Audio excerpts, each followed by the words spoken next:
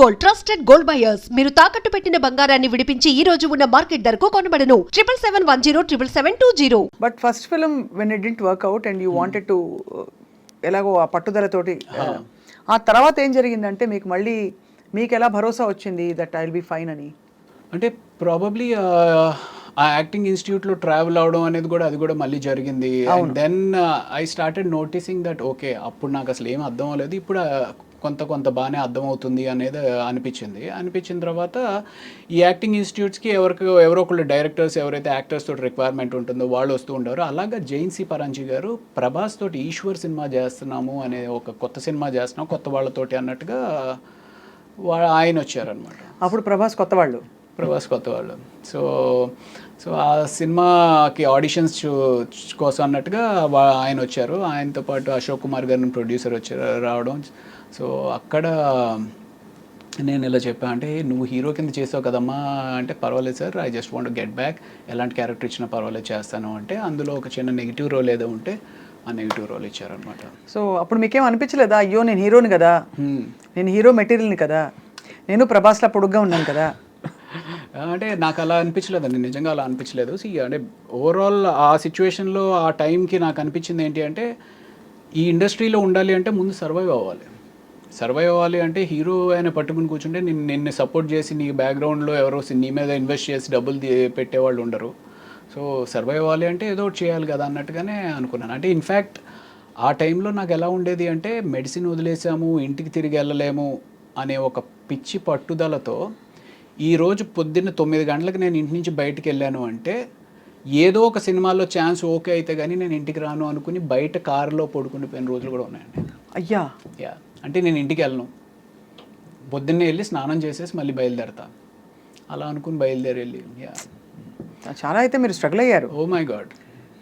But mentally what was your state of mind? అంటే ఎక్కడైనా I want go back to my profession, medicine నేను practice చేస్తాను ఇంకా చదువుతాను అంటే ఒక 2 years దీని మీద ఇన్వెస్ట్ చేశాను అనమాట. 2 years ఇన్వెస్ట్ చేసిన తర్వాత ఇట్ వాజ్ మధ్యలో ట్రై చేశాను, మేబీ పీజీ ఏమైనా ట్రై చేసి ప్రిపేర్ అవుదాము, పోస్ట్ గ్రాడ్యుయేషన్ ప్రిపేర్ అవుదాము అనుకుని ఒక 2 weeks పుస్తకాలు తెరిచాను. బట్ ఒకసారి ఆ రిథమ్ బ్రేక్ అయితే మళ్ళీ ఆ రిథమ్ రావడానికి ఒక 3 నెలలు పడుతుంది. బట్ తర్వాత ఎక్కడో మీరు హౌస్ సర్జన్సీ చేశారని? House surgency is just part of medicine కదా, ఫస్ట్ గ్రాడ్యుయేషనే కదా. అదే సో ఇట్స్ జస్ట్ ఇంటర్న్షిప్ లాగానే. సో మీరు బేసికలీ అయితే అంటే but you had all the qualifications to become a practicing doctor. Correct. But ఒక్కవేళ యాక్టింగ్ కాకుండా మీరు స్పెషలైజేషన్ తీసుకుంటే ఏం తీసుకునేవారు? నాకు ఎండోక్రోనాలజీ కానీ డర్మటాలజీ కానీ ఇంట్రెస్ట్ ఉండింది. ఓకే, డర్మటాలజీ చేస్తే బాగుండేది కదా మా అందరికి కూడా, మీరు ఏం చెప్పాలి. సో అలా మరి మొత్తం ఇప్పుడు మీకు మందులు మీరే వేసుకుంటారా? మోస్ట్లీ అంటే యు నో నౌ కదా everything. That's one common question మనకి చాలా మంది అడుగుతూ ఉంటారు, సార్ డాక్టర్లు వాళ్ళే ట్రీట్మెంట్ చేసుకుంటూ ఉంటారు. అన్ని వేళలా అవ్వకపోవచ్చు కానీ మోర్ ఆర్ లెస్ ఆ బేసిక్స్ అన్ని మాకే. ఇప్పుడు నేను మెడికల్ ఇంటర్వ్యూస్ చేస్తానండి, I have done about 2000-3000 medical interviews వేరే చోట. I think I'm half a doctor.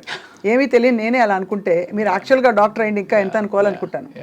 అంటే యూజువల్గా మనకి దగ్గు జలుబు జ్వరం ఇలాంటివి ఏమన్నా సరే మనమే చేసేసుకుంటాం. చిన్న ఏమైనా ఎలర్జీస్ కానీ అలాంటివి అన్నా సరే మనమే ట్రీట్ చేసుకుంటాం. ప్రభాస్ గారితో మీ first film, how was your experience meeting Prabhas first time? అప్పటికేం తెలియదు కదా, అందరు కొత్త వాళ్ళు. అంటే నేను నా ఫస్ట్ సినిమా ఏదైతే నా ఎక్స్పీరియన్స్ ఉంటుందో సేమ్ అంటే ఒక నైవ్గా అమాయకంగా ఎవరేదో చెప్తున్నారు ఏంటి. ప్రభాస్ కూడా సత్యానంద్ గారి దగ్గర స్టూడెంట్ యాక్చువల్లీ. అవును.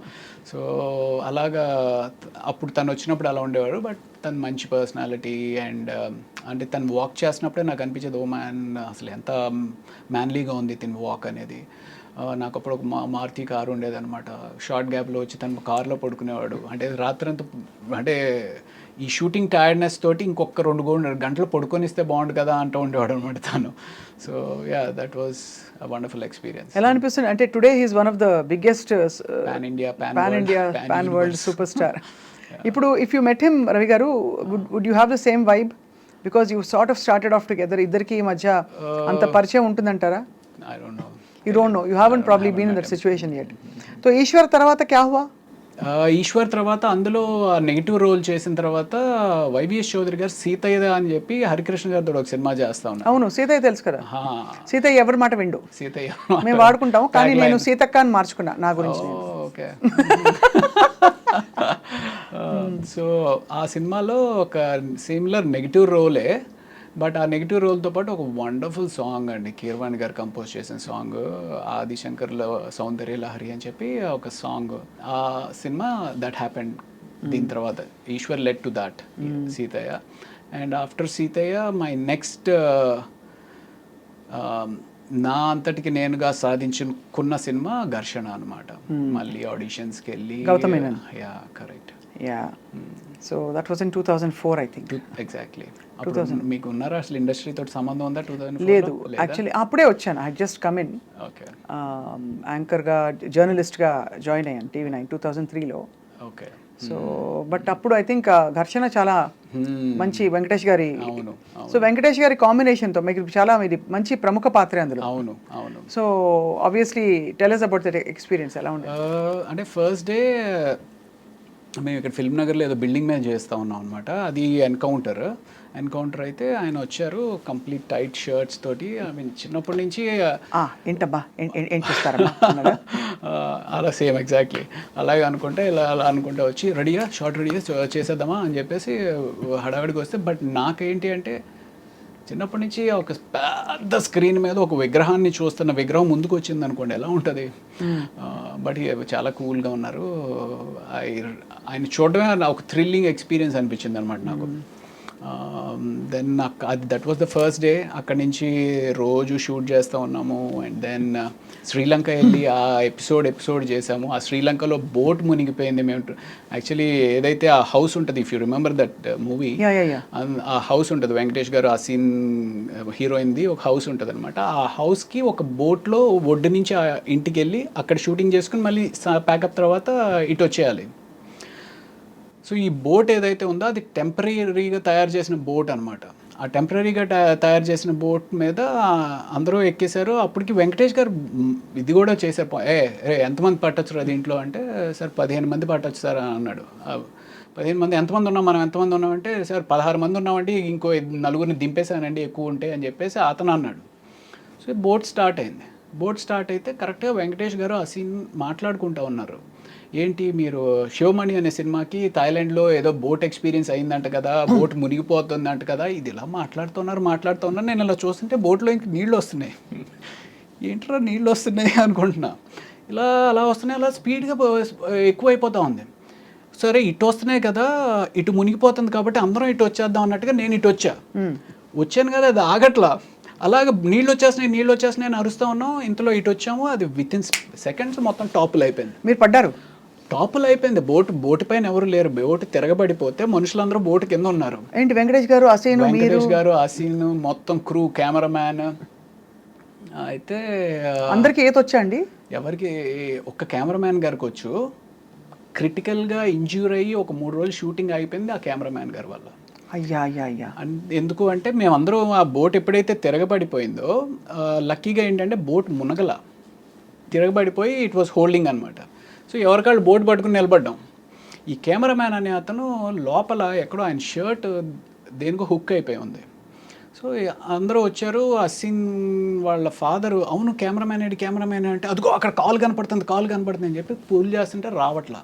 మొత్తానికి లాగి పైకి ఎక్కిస్తే ఆయనకి స్పృహ లేకపోయేటప్పటికి CPR చేసి ఆయన మీరు కాపాడారు కదా. అమ్మయ్యా, డాక్టర్ చదివినందుకు మీరు అదో తృప్తి నిజంగానే. ఇప్పుడు అయిపోయింది కాబట్టి నవ్వుకుంటున్నామండి. But imagine what could have happened. Correct. Was it very deep ఇది? అంటే 30 feet ఇట్ వాస్. 30 feet చాలండి. మనం ఎంత ఉంటాం, ఎంత కష్టపడినా కూడా 6 గంటలు ఉండం కదా. అంతే.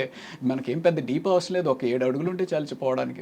అదే అది 7 అడుగులు కూడా అవసరం. ఆ బోట్ ఇప్పుడు షర్ట్ని పట్టుకుంది, పైకి రాలేకపోతే చాలు కదా. అది 5 అడుగుల్లో పైకి రాలేకపోయినా అయిపోయి ఉండేది. వెరీ స్కేరీ అండి, వెరీ స్కేరీ. కరెక్ట్.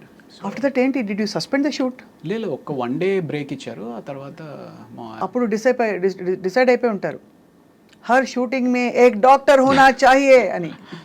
ప్రాబబ్లీ అలాంటి ఎక్స్పీరియన్స్ ఇంకొకసారి కూడా అయింది. బట్ కాదు, ఆయనకు CPR చేశారా మీరు? నేను చేయలేదు. ఆ అసిస్టెంట్ కెమెరామ్యాన్ ఒక అతను ఉన్నాడు, అతను చేశాడు. మీరు డాక్టర్ కదా. అంటే నేను అప్పటికి ఇంకా పైకి రాలా.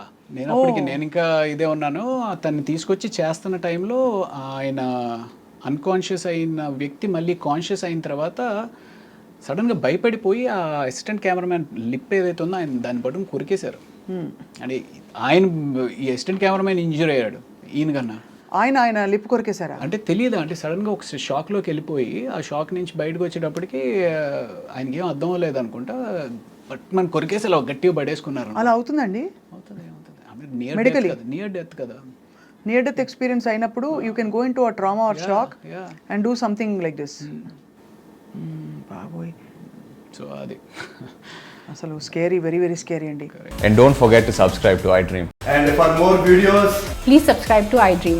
Please subscribe to iDream. Please subscribe iDream. And please subscribe to iDream. For more videos, subscribe to iDream.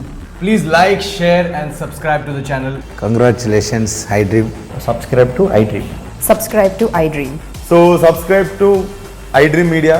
iDream ki iDream team andarki huge congratulations. Please subscribe iDream Media. Please subscribe to iDream. Subscribe iDream. Please subscribe to iDream. iDream అంటే నా కళల channel subscribe చేసుకున్న నోరు తిరుగుతలేదు, మీరైతే గంట గుర్తు కొట్టండి. For more such videos, please subscribe to iDream. Subscribe to iDream. Please subscribe to iDream. Please subscribe iDream Media. Please do subscribe to iDream. Please subscribe to iDream Media. For best entertainment and information, please subscribe iDream.